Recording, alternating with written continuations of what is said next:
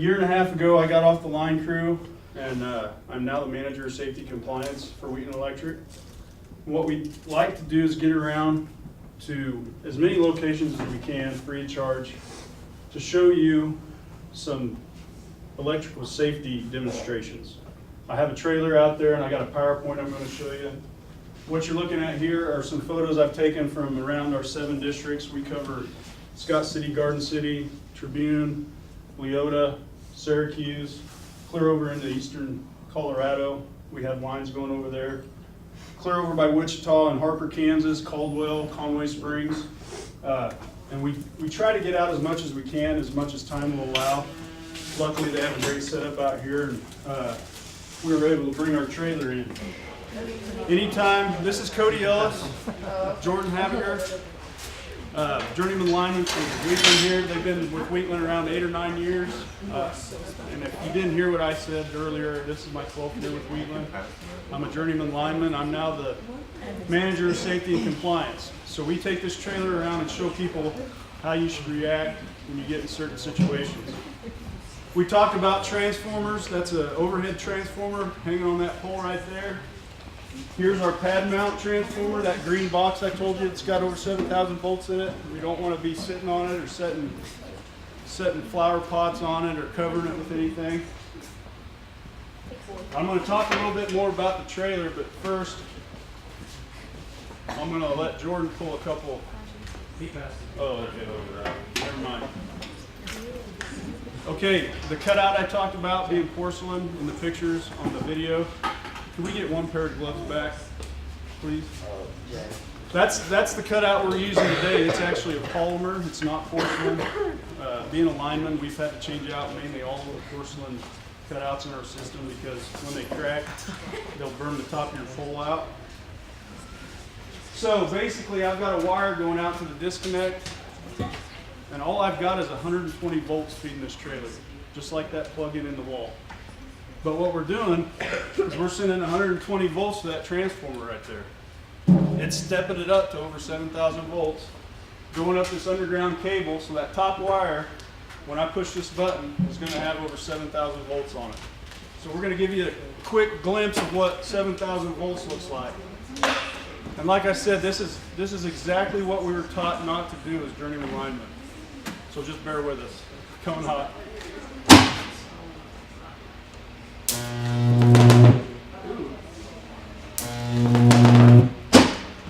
And the reason I only pull 2 arcs is because it heats the breakers up enough that sometimes the 3rd arc will trigger something that we don't want you to be triggering. So what he's got in his hand right there is a shotgun.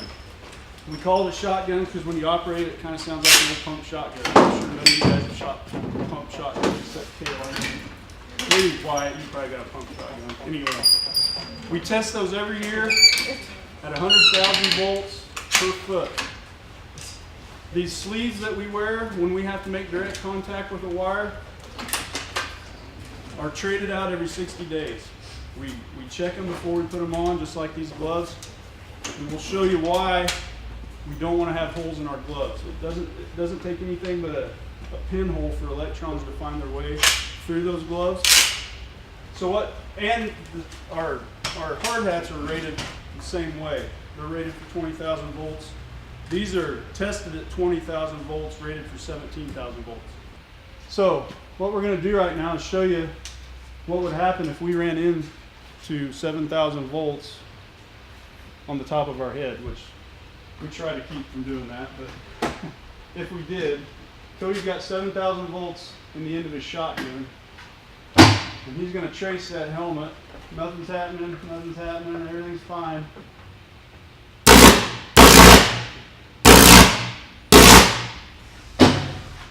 The grapefruit represents your head. So what that grapefruit was taking was 7,000 volts.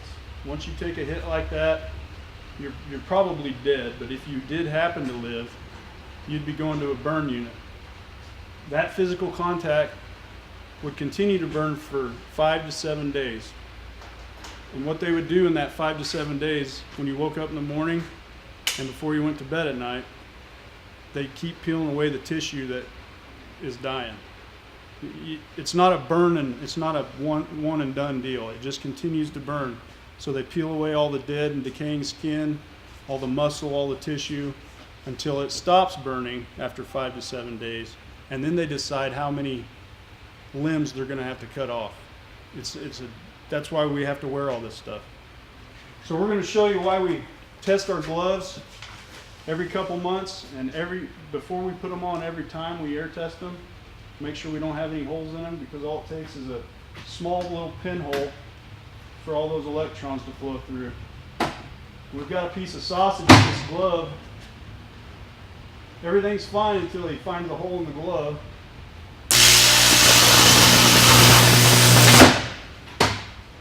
So, you guys might pull that off and show them what a finger's going to look like inside that glove that took that hit. I'm going to read. I don't know if you can hear this copper wire sizzling, but this is representing the heart, this summer sausage right here.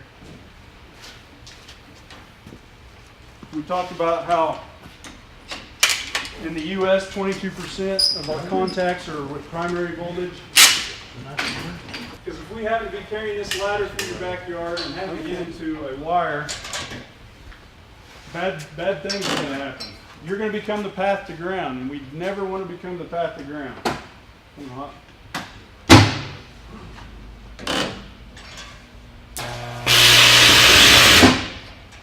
that actually took the breaker off.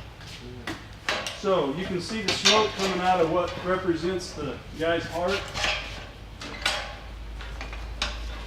I'm going to cut this open and let you look at the burn marks on the head and what we consider the heart. So everywhere there's a little pinhole, that is where they would basically take a knife and open you completely up. They'll open these entry points. They will just slice you, lay it clear open, after they dope you up with a bunch of painkillers. And then as your tissue continues to burn, they just keep peeling it away. It's a terrible situation. I've heard stories about burn units, but I'm not going to share them right here. So, I mean, it just looks like it burned here and burnt here, but what it does, it just continues to cook. So, do you want this one? Sure. Unless you want to eat it. I can. It'll taste a little coppery, is all. We talked about the GFCI. What Jordan's got in his hand right now is just like your hair dryer. What's in the bucket's just like a bathtub. So, 4 to 5 milliamps, the GFCI outlet will trip, and you won't even feel a tingle. You're going to have to listen to hear it. Still hot. Okay, so there was 120, 240 on that wire that he just dipped into that bucket. As soon as it touches the water, it trips in a blink of an eye, and you probably wouldn't have even felt it. But that slide that showed there were before the implementation of GFCIs, which are ground fault circuit interrupters, there were over 800 deaths a year in the U.S. And here's the reason why. If you drop a hairdryer in a tub and you're not protected by a GFCI outlet, okay, real hot.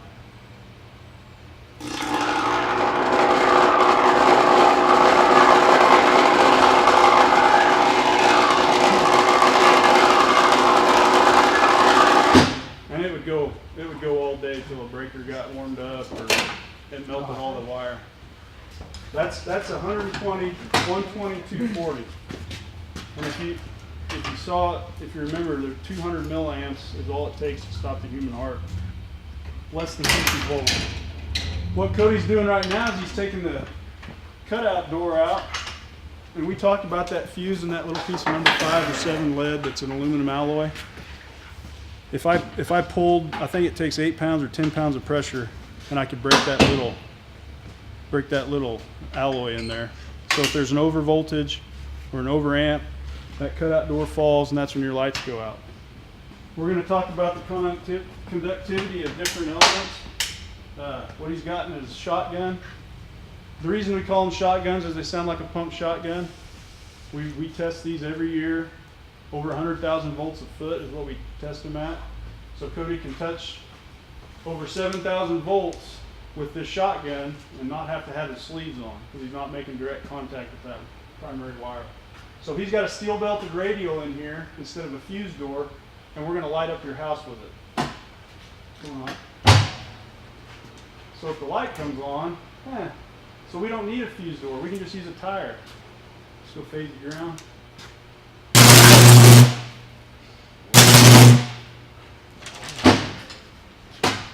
So the steel belts in that rubber tire make it a great conductor. So I talked about why our wooden poles don't burn down, because we have wires sitting on insulators, right? Let's see how good a conductor this little 1x2 is. Come hot. Notice the light isn't even flickering. So phase it down.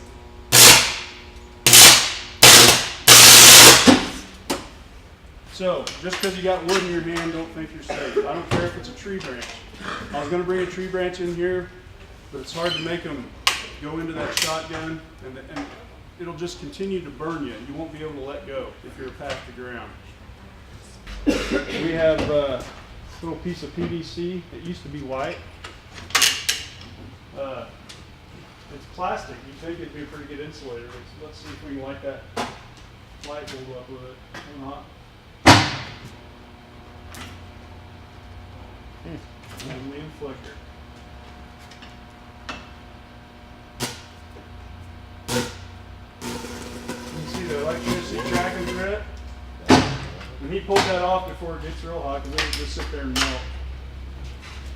A lot of times we talk about first responders, firemen. We're one of the first ones that firemen call because they want to make sure that if they have to put a fire out, that the electricity is dead to the facility that they're working on. That's why your disconnect outside of this building has 3 big switches, because they can walk up to it and hit those switches. And if they need a line killed on the primary level, we can go get our truck and kill the wire coming to the facility.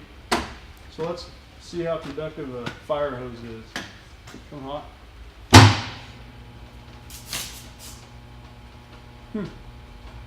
All right, let's go phase the ground with that.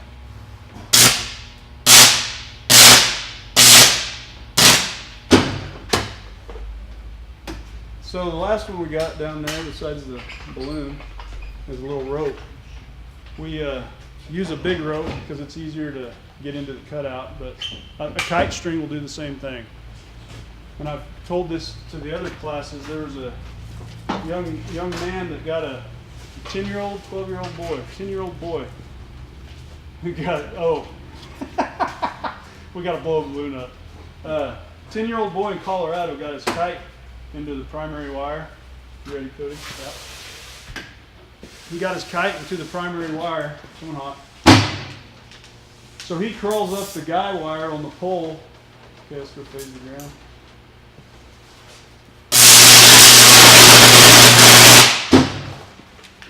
So he crawls up the guy wire, gets on the communication wire, gets on that cable TV wire, and he's hanging onto the neutral. And they say he went 150 or 60 feet with the neutral in his hands and stepping on till he got to his kite. His kite was up in the primary wire. And he was just going to jerk his string, you know. Well, he grabbed that string, blew him off the pole. It was just instantaneous. It just blew him off the pole. He lost his arm up to his shoulder and his leg almost up to his hip bone. That's how quick it happens. And there was another story about a group, 3 kids that were chasing a rabbit through a pasture. Here we got a Marlite balloon. I'll get back to this story about the rabbit. This is a metal alloy, and they always put helium in them at the flower shop, Valentine's Day, you know, so they float. Let's see if it'll light up this light bulb at your house. It's going hot. It doesn't even pop the balloon.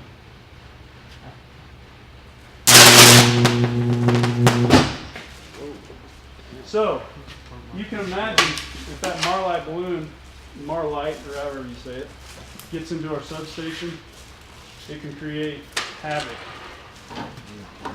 Because the closer you are to the substation, the fault current gets higher and higher and higher. So Cody's going to put this door back in the cutout, get it fused up. What we're going to show you now is an example of a vehicle getting into a wire. We've got a little toy tractor over here that we're going to energize.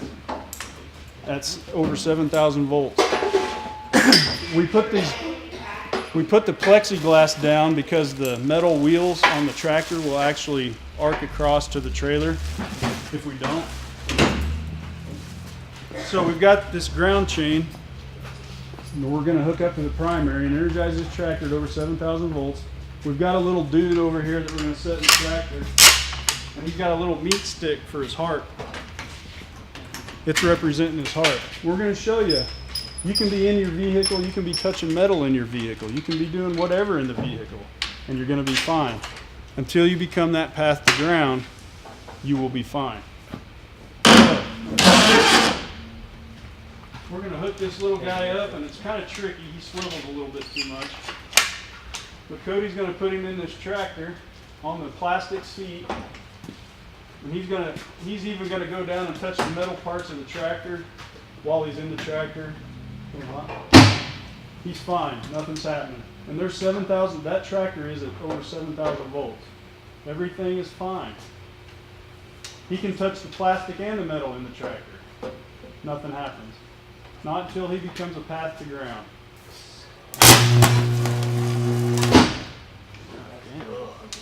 So, It's a potato for a heart. it quickly burned his little heart in two. And really though, if you guys are hungry, we will pass these around. I'm not allowed to eat. Can I eat them? Huh? I'm not allowed to eat. He's a wrestler. Oh, this is nice and cooked. Always shoot up and spit it out. It'll taste a little coppery. It smells good. Eli just said to eat it. Quinten Electric doesn't allow our linemen anymore to climb above that neutral. We can't be within reaching distance on a pole on our hooks of primary voltage. So we can go up to the neutral, but we can't go over the neutral and actually work physically on primary voltage. Every year, these guys can attest, oh yeah, we're going to try to pop some popcorn. Every year we do what we call pull top rescue. Every lineman lays their belt, their hooks, and their rubber gloves out at the bottom of the pole. And we hang a 185-pound hurt man 30 foot up a pole, 25 foot up a pole. And we have to put all of our equipment on, climb the pole, rescue this mannequin, get him to the ground in under 4 minutes. Because they say that is the time it takes that you need to administer CPR or get an AED to somebody that goes into cardiac arrest. So these guys, we all look forward to it every year. We got to complete it in 4 minutes. It gets pretty interesting sometimes. But we're going to try the popcorn again. See if we can actually get it to pop. Come on. I'm just guessing it's going to melt the wire. Does everybody want to try on some gloves and sleeves? Did I do that for you guys? I'll show you what the rubber sleeves look like. So, if any of our linemen have to make physical contact with our hands on a primary wire, first we put these on. These are tested traded out every 60 days. OSHA only requires every 6 months, but we do it every 2 months. And then we put our rubber gloves on over that. After we have an 8-calorie long sleeve shirt on under this. Now, wrestlers, you like to lose weight really fast. Try being in a bucket truck when it's 100 degrees and there's no wind. You'll sweat through your boots because every time you raise your hands up, it just runs right down. So, like I said, these are what we have to wear when we make direct contact with that. Our bucket liners are insulated also, and we test those every 6 months. The boom on our truck creates a bird on a wire situation. That's why a bird can touch one wire and be fine. That bucket truck creates that bird on the wire situation. We test our trucks every 6 months. to a year. Wait, the liners are every 6 months. The truck's boom is tested every year. So we do lots of testing just to make sure that we don't ever have to go to a burn unit. Thanks, guys.